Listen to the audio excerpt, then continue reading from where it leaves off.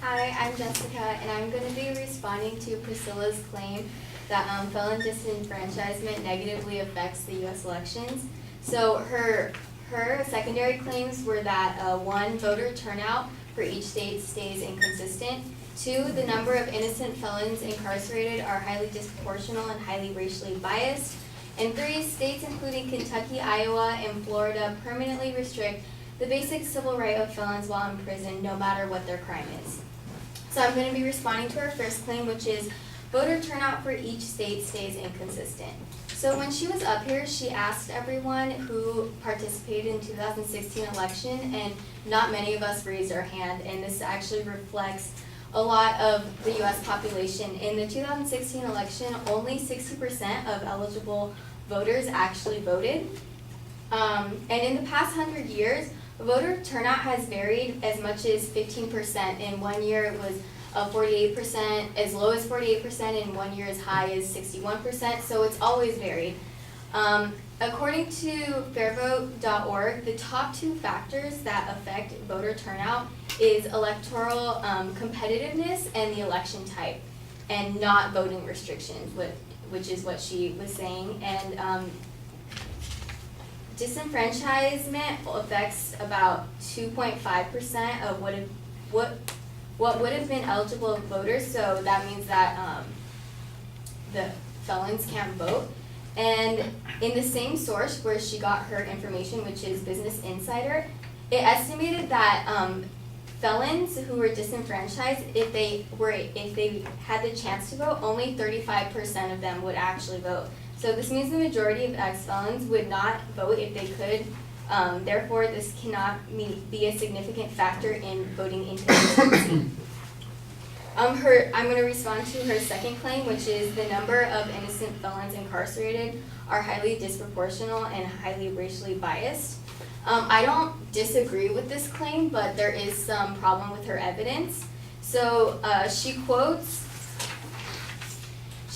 the American Civil Liberties Union saying that despite roughly equal usage rates, blacks are 3.7 times more likely than whites to be arrested for marijuana. The problem with this is that when I went to the website, the data that made this claim was collected in 2010, and Amendment 64, which is the amendment that passed recreational marijuana use, did not pass in any states until 2012. So even if blacks were more likely to be arrested for marijuana compared to whites, the whole number of arrests in those states would have been dramatically lowered if it was in 2012 compared to 2010 when the study was taken. And also, this data is only comparing the usage and possession of marijuana. It doesn't say anything about the growing and distribution. There could be a correlation between blacks and compared to whites of them growing and distributing, but it doesn't have any information on that. And another piece of evidence she had, which she references National Geographic, and she says 95% of felony convictions are the result of plea bargains with no formal evidence presented, and most never even bother with an appeal. The problem with this is that this statistic applies to all felons, not just black ones. She also assumes that most people who are convicted are innocent, which I think is, and everyone would agree, is not the case most of the time. And just to add on to her plea bargain, Scott Greenfield, a writer for the Mises Law, estimates that if we did not have plea bargains, we would need about 100 times more courtrooms, judges, clerks, court officers, the whole ensemble, just to deal with the trials. Also, on top of that, people who were convicted would have to wait for months or years in jails for their trials. So that's why so many people take plea bargains. And lastly, I'm going to respond to her last claim, which is states including Kentucky, Iowa, and Florida permanently restrict the basic civil right of felons while in prison, no matter the crime. The key word here is while in prison. And she completely neglects to mention that 39 states automatically restore voting rights either after they finish their sentence or after a 2-year waiting period. In Maine and Vermont, felons never lose their right to vote. So that means while they're in prison, they can also vote. So she mentioned Iowa. Iowa is one of the states that have fairly stricter suffrage laws for felons, and between the years 2005 and 2011, voting rights were restored because of an executive order, and it turned out that those who couldn't vote before because they were felons, only 15% showed up to vote. So a low amount who were now able to did not even take their right to vote. And she says while in prison, in Kentucky and Florida, only 23% of felons are currently in prison right now. So that means 77% of other people who used to be in prison are possibly able to vote. Also, I'd like to add a counterclaim to this, saying that I think that prison is meant to be a punishment.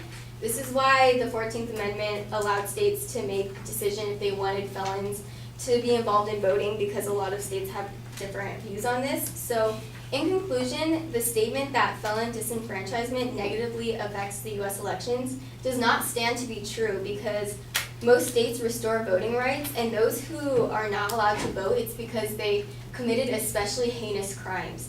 So this results in no difference, negative or positive, that affects the U.S. elections.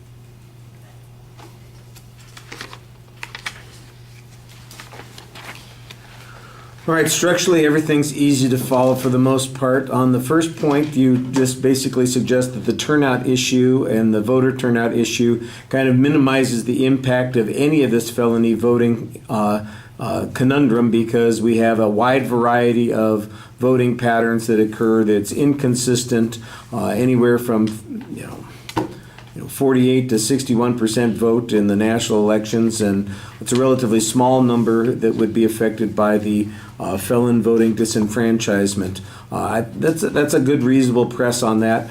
I thought that the piece of information that you had from the Business Insider, which was the advocate's own source, suggesting that only 35% of those who would be restored to voting would actually bother to vote. That also tends to minimize that argument. The significance of that to national elections or to local elections is never explained, so that's one of those points where if there would have to be an assumption that everybody was voting the same way for it to have a significant difference, because if half of 35% vote one way and half of the other 35% vote the other way, then it's basically a non-issue. And we don't have any demonstration there would be any change in the voting patterns here.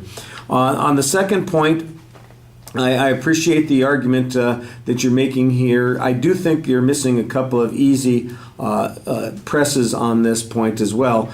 Arrest for possession is not automatically a felon, so the fact that people are arrested at different rates doesn't necessarily mean that they are convicted of felonies at different rates.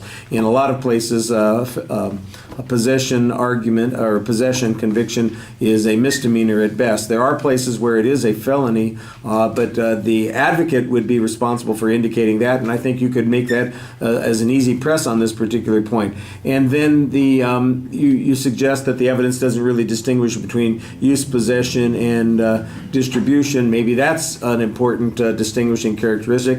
And then you've kind of got this third argument that you stuck right in the middle that says, and the truth is a lot of states have legalized it since then, so none of this would be relevant to data that's come since marijuana has been legalized in some places. I think there are other drugs that probably apply here, but that's a reasonable press that you're talking about there.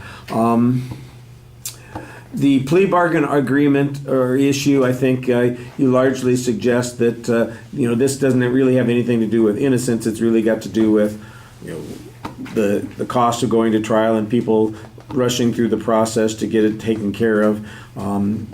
the equivocating a plea bargain with innocence, I think, is a little bit problematic.